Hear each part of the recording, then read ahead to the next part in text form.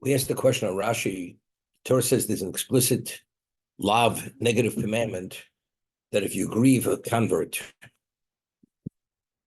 and Rashi says that one of the things which we extrapolate from here is that mum shebechal tomen chavercha. If you possess a defect, a blemish, don't criticize the other person for that blemish because you have the same blemish. As that person, as that you claim the other person has a shortcoming, you have the same shortcoming. Why? Because you yourselves were aliens, strangers in Mitzrayim. So don't make him feel secondary or inferior because he has this blemish, because he comes from this other background.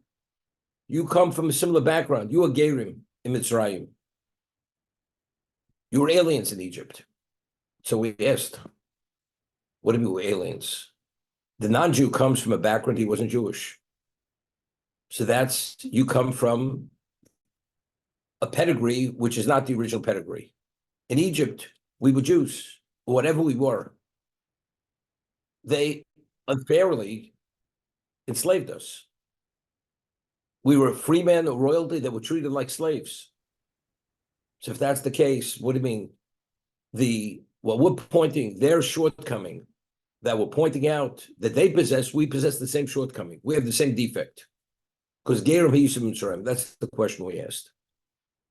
So I was thinking, there's a midrash at the beginning of Shmos that tells us that initially, there's no question, when Yosef was alive, the Jews were treated like royalty because their relative was the viceroy of Egypt. After that generation passed away, this is when the enslavement began. Now the question is why? Why did the Egyptians enslave us? Because they were concerned that we were proliferating at this unlimited number, ultimately would create a fifth column, and we would take over the country. We would make some kind of alliance with their enemies and drive them out of the country. That was the concern. Now the question is, where did this concern, how did this all of a sudden come to mind? If their ancestor sacrificed to not only preserve the country, but to advance the country, to be the most powerful civilization in the world, wealth-wise, every-wise, do you think their families would somehow try to undermine Egypt and destabilize it? So what caused the change? So the Midrash quotes a pasuk. The pasuk says that originally they adored us, they esteemed us, they revered us. We were seen as royalty, the Egyptians. They saw the Jew as the ultimate, and they loved the Jew. When the Jews said, we're going to stop circumcising ourselves because we want to be like the Egyptians, Hashem said, these people who loved you and adored you and revered you, they will hate you. If you want to be like them, you're going to be despised and suspect, and therefore they're going to enslave you. So who brought about the slavery? That did do with slaves in Egypt. Why we were slaves? It was due to our own doing. It was due to our own failing. Originally, we were royalty. Why was the royalty why were we turned into serfs or into slaves and the chattel of the Egyptians? Only because we failed. Here we're criticizing the Egyptian, the convert, for coming from a background that it's not a background of pedigree. But that's not due to him, to his own doing. He wasn't a Jew, he became a Jew. You people, you come from a background, you were royalty, and due to your behavior or misbehavior, you were turned into slaves. So therefore, the blemish that you possess, don't criticize them for a similar blemish because yours is a lot worse than theirs. That's how I understood it. Therefore, don't agree with the Egyptian for coming from a pedigree that's not your pedigree, because you come from your pedigree, how do you have such a background? It's unacceptable. That's why the Torah says don't agree with the convert for his background because your background is not minimally as bad or even worse than his. That's the understanding. Another thing I thought about. We read this we didn't read last week. We didn't learn together. There's a mitzvah that to lend money to a fellow Jew. And however, what happens if the due date comes and the person didn't pay the debt? So the Beis Din has a right to demand collateral from the debtor, the collateral to the lender. What happens if the borrower was a poor man and he gave his night garment to the lender? So when the nighttime comes, the lender has to return the night garment to the poor man because he has nothing else to wear. And he takes his day garment. And every day he comes to exchange the collateral. The day, the night, back and forth. And this becomes a little tiresome and tedious. I mean, here I do a mitzvah. The man doesn't pay on time. Now the court takes collateral, and he has no choice to give the collateral. And he gives me his night garment, and the lender has to be busy giving and returning and exchanging the collateral every day. The Torah says, "Chovel tachbol." It doesn't make a difference. That is your obligation. Even to be busy with this is tedious, as tiresome, as burdensome as it may be. Why? So Rashi cites the Chazal that every night when we go to sleep, we return our souls to Hashem.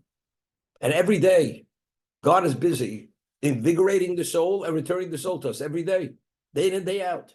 So God says to us, you owe it to me. Just as I return your soul every day, I take your soul every day to invigorate it, and I return it to you. You owe it to me that when the poor man comes for his garment, you have to be busy with this, and you have no reason to complain because you owe it to me. This is Rashi, verbatim. Meaning, if you understand what I do for you, that you're only alive in the morning and invigorated. We say, "Hanosei leif koach."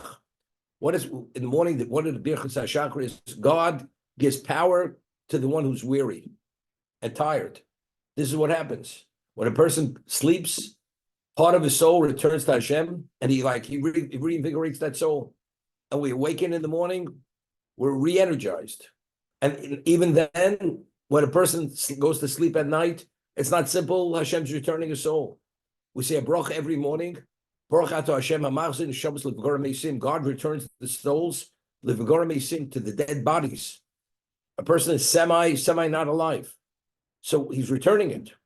So we have to be appreciative of what Hashem does every day. He takes the soul, and it's not so simple. He's giving it back. And not only does he return it, he returns it invigorated. So therefore, when the poor man comes for his garment, don't complain, don't feel that you put upon because you owe it to me. This is Rashi, that's Chovel Tachbol. Now, in the Modim, in the Shemon Esrei, we say, Al Nishmosenu Apkudlach. We give thanks for God for many things. One of the things we say in that paragraph, Modim, Al Nishmosenu Apkudlach, our souls that are kept by you for safekeeping. What does that speak about? When does God keep our souls for safekeeping? Meaning, because when we sleep, our souls are actually, Hashem is a shomer. It's a pikodon. We give our souls for safekeeping, and he watches it and he gives it back to us. We give thanks to God in the modim for that point. And that's the going back to the bracha of Elokai Nitzol Elokai Neshamish and Asatabi, and it concludes Baruch Hashem Amasun Shams Misim. Now, if not for these brachos, how do we know that when we sleep, we return our souls to Hashem? How do we know it? We mention it in Modim, we mention it in the bracha, Baruch Hashem Amasun Shams Misim. That's what we're actually saying. And the Gemara talks about this. And that's when a person sleeps, when we awaken, you have to wash your hands a certain way because there's a ruach tumah. There's a contaminated spirit which comes on our hands because when a person sleeps, he's semi not alive. It's like when a person comes in contact with the dead, goes to a cemetery, you have to wash your hands because we contract this impurity due to the dead, being exposed to the dead. When we sleep, we're we're connected to that level of not being alive. Therefore, we have to ritualize our hands a certain way to remove that contaminated spirit. But where do we know it from? Chavol tachbol. That the Torah reiterates that you must give the collateral to the poor man, regardless of the burden and the distraction. You have to. And what is it? Why does the Torah demand it? Because you owe it to me. There's another thing I came upon. There's Pei Shabbos. Also, I said like this. If I would have said Chavol Tachbol, I would have said it slightly differently than Rashi said Chazal. The Torah tells us, we know the Torah is very exacting with the amount of words and even letters it uses. If Torah writes an extra letter, it's not superfluous. It's writing it with specific intent. And it has to be written for that reason. Now, the Gemara tells us that when a person speaks, you should speak in a more refined manner. You should speak in a more refined manner.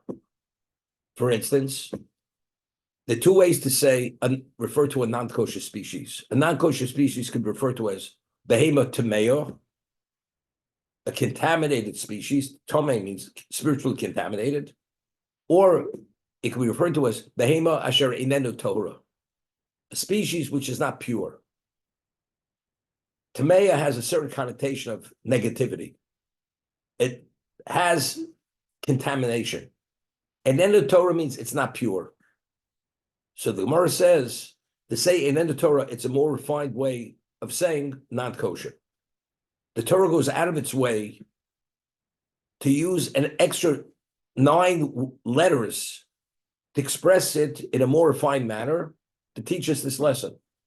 When Noach was told to take the species into the teva, to the ark, 2 of every not kosher species, and 7 of every kosher species. So kosher species is behema Torah. Non-kosher species, it says over there, and you should take 2 of behema asher einenu Torah, the species which is not pure. So saying asher einenu Torah, the Torah is using the extra 9 letters rather than saying behema tmeya, the contaminated species. From here, we extrapolate, we learn that a person, when you speak, you should speak in a more refined manner. So what's the takeaway?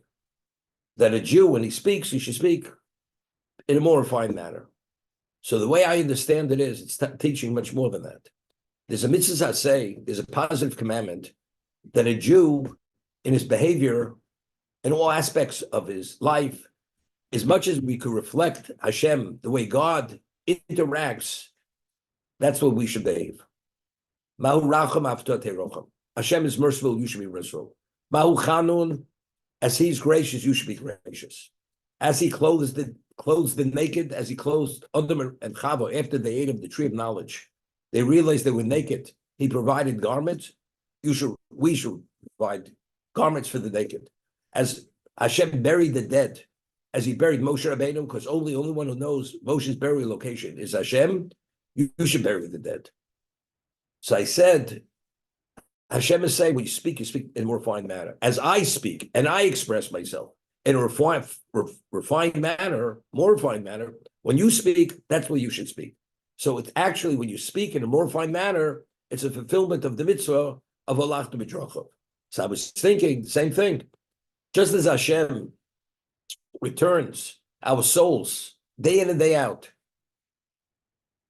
therefore we, with the poor man, especially Ani Choshev Kemes, an Ani, the Gemara tells us, is like a dead person, because he has no standing in society. And here he's giving his garment, and he doesn't have a garment to sleep in at night. You know something, you go out of your way, you return that garment. Give him that sense, that a value, that he has a right to have a garment to sleep at night. So it's like restoring his sense of self by treating him like a human being. That's what it is. As I return your soul, you should return his garment, that give him that sense of value, that he should be totally bereft. That's the way I would have said it. But Rashi says, cites Chazal, Atem chayovim li. You owe it to me. You owe it. It's more than emulating me. It's like you're debtors to me. As I go out of my way and return your souls day in and day out, identically, regardless of the level of being distracted and being burdened, you must return that garment to the poor man every day and every night, or regardless of what level of bother this may be. Chazal tell us the Jews became wealthy. There were three junctures we became wealthy. During the Makkah's Dam, because when all the blood in Egypt, all the water in Egypt turned to blood, the Egyptians had nothing to drink.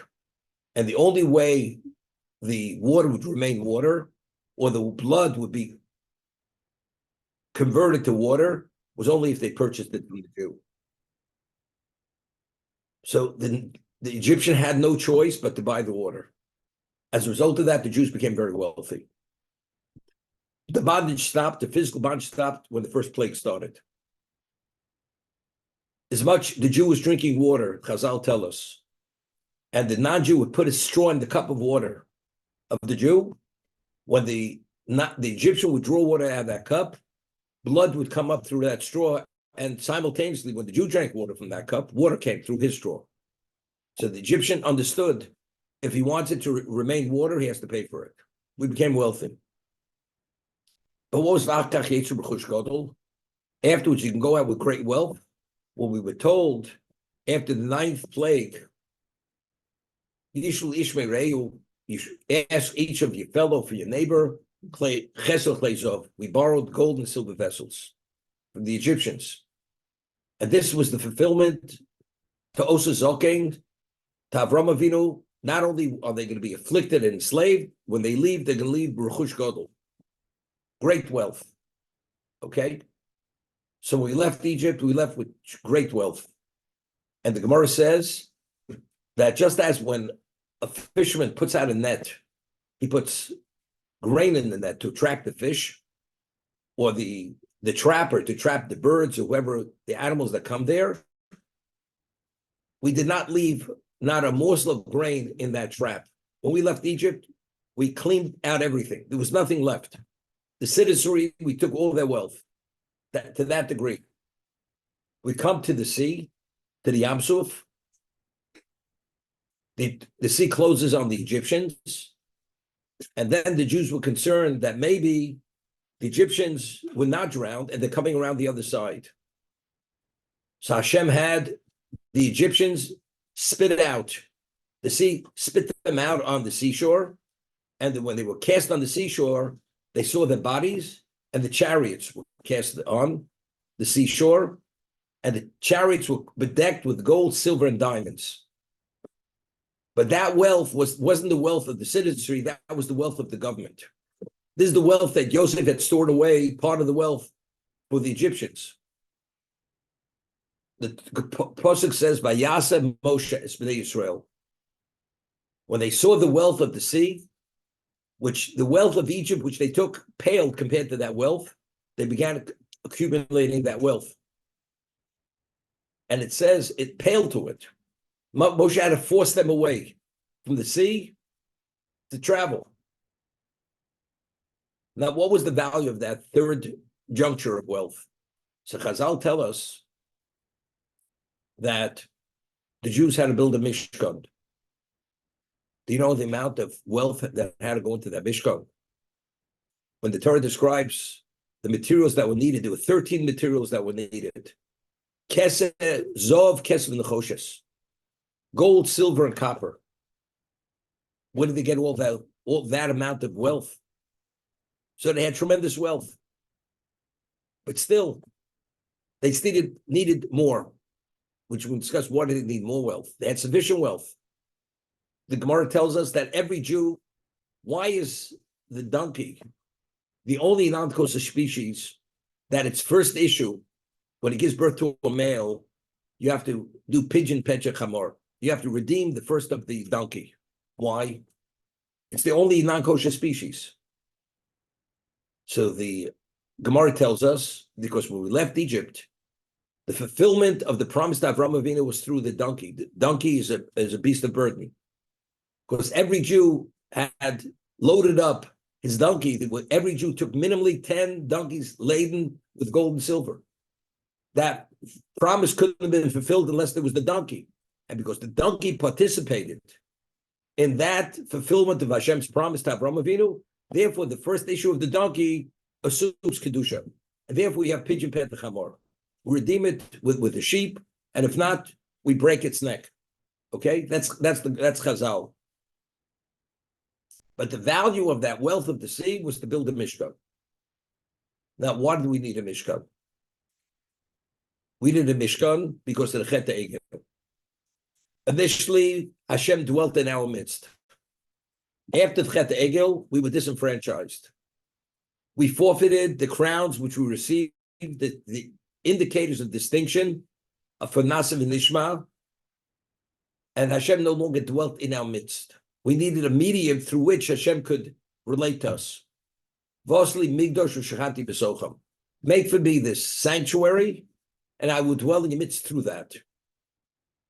Okay? Could you imagine? Hashem says, build for me the sanctuary, and we need an enormous amount of wealth. I'll give you an example. Person has a tremendous opportunity to make an investment. And the profits are phenomenal. But he has to liquidate most of his assets to be able to come up with the capital to make that investment. Person says, you know something, give me a day or two to think about it. Because he has to liquidate everything to have the means to be able to buy the new purchase. Hashem says, takes tremendous amount of wealth. Let's say it takes 5 pack animals of gold and silver that you have to donate. Jews said, you know, let us think about it. Could you imagine? I mean, here you've been disenfranchised because the Chereg, and Hashem is offering you an offer that you can't turn down. But to enter into that, you have to give tremendous amount of wealth. If the Jews would have hesitated, you know what level of kitrug, of prosecution would brought on Klal Yisrael? Hashem gives them wealth at the sea, and it says explicitly in Chazal, the wealth of the sea was specifically to build a Mishkan. They were drowning in wealth. So therefore, giving that amount to the Mishkan was a pittance. They don't have to stop to think about it. And therefore, within a day, when Moshe Rabbeinu asked for all the materials, within a day, everything was brought. And this is the whole story with the Nisim. The princes, they hesitated, and they said, we'll bring what's lacking. They were almost left out. They were almost left out in the cold, and it was a claim against them. How were you not there immediately? But if there wouldn't have been the wealth of the sea, which was specifically for the Mishkan, Chas v'Sholom, if there would have been any level of hesitation, we wouldn't have had the opportunity to build a Mishkan. Hashem says, I offered it. You hesitate, it's not going to happen. It's like we find by the Chet Meraglim. When they ask for Meraglim, Hashem says, you know something? What is it analogous to? A king says to his son, the prince, I have a girl for you. She's poised, quality, beauty, everything. And the son says to the father, before I can even consider, I have to see her myself. So the father says, you mean my word is not sufficiently credible? If that's the case, you know something? It's not for you, it'll be for you. It'll be for your son, for your grandchild, not for you. So the Jews, when they asked for Meraglim, they already forfeited the right to go into Eretz Yisrael. It had to manifest itself for us to appreciate why we weren't worthy. If the Jews would have hesitated, you know something, it wouldn't have spoken well for us. If we're so bereft because of the Chet Egel, and we're disconnected, here Hashem offers us. What do you mean you have to think about it? It's like almost like the Chet HaMeraglim. Therefore, Hashem gives us so much wealth that there shouldn't be even a question, a moment of hesitation, and the moment it's asked for, within a day, everything's brought for that reason. So the wealth we took out of Egypt was a fulfillment of the promise of Avraham Avinu. The wealth of the sea was specifically for the Mishkan. It comes out. The Gemara tells us in Megillah, which are not too far from Purim, even Ad Rishon, says that HaKadosh Baruch Hu, he always gives the refuah kodem lamaka. He always has the antidote before the ailment.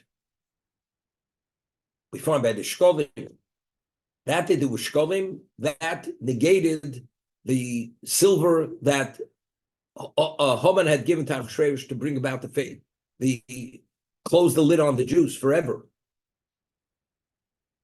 The story of Kriyas Yamsuf was before the Chet Egel. We have all this wealth, we didn't even know what to do with it. And we think the 10 pack animals is not sufficient. Hashem's giving us more. Only later did we realize that additional wealth was what? Was for the Chet Egel, which didn't yet take place yet. So that's the refuah kodem l'makkah.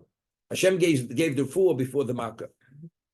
That's the story that's called Bizas Hayam. The spoils of the sea was specifically for that.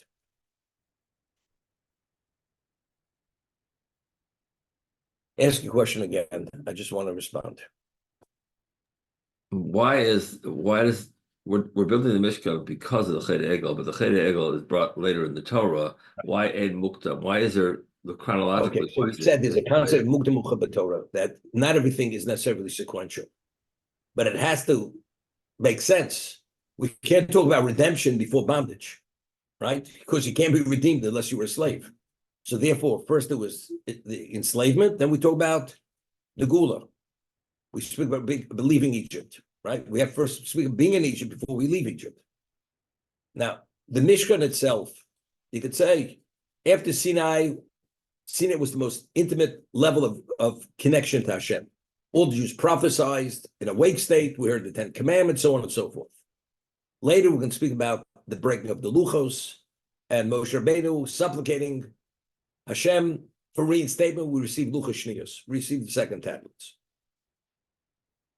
The Ramban writes that you find that the Mishkan itself replicated Kabbalah Satorah. It was a replication. Why? And he points out many things. The Shekhinah was on the mountain. The Shekhinah was in the Mishkan. There was gold. Gold is red. The color of gold, that's fire. There was fire on Sinai. The gold is representation of the Aish. That we encircled the mountain. The Jews are like the Krushim. The Krushim, the vertical beams which enclose the Mishkan. Those were the parameters of the Mishkan. And whatever existed that was within those vertical beams, that represents Klal Yisrael. This is a replication of what? Of Sinai. So this, we can learn this. Everybody agrees. Sinai was up to a point that we traveled. We traveled away from Sinai. Okay? So you could say, we don't have to talk about the Chet Egel and discuss the laws of the Mishkan. We're able to discuss it independently. So within this, we could speak about a mukdam mukha Torah. That sequence is necessarily, that's not the case here. But at least it makes sense. We could read about the building of Mishkan before the Chet Egel. Later, it's revealed to us that the value of the Mishkan was for the reinstatement. Basli migdash v'shchanti b'socham. So I should dwell in your midst. Okay? But I would say, what does mean dwell in your midst? It should be a semblance of Sinai. Well, Sinai couldn't be an ongoing level. That was the beginning, and afterwards, we continued having that relationship through the medium. But later, we find out the reason why we needed the medium, and we ourselves were not worthy to have the direct connection, was only because of the Chet Egel. I'm not answering why the Torah writes a mukha Torah. There's a Chazal, the Chazal say the reason why the Torah is right always in sequential order, because if it would, we'd be able to understand things that Hashem doesn't want us to understand. How to bring about Tchiyas HaMesim. There's certain things which have to remain privy only to certain people. It's not for the masses. But if the Torah would write it exactly, it's sequentially everything, we would come upon understandings which Hashem doesn't want us to have those understandings. Therefore, he confuses it a little bit. And due to not having it exactly in that order, we have this little bit of lack of understanding, which does not allow us to come upon certain understandings which he doesn't want us to come upon. Okay, ready for the halacha.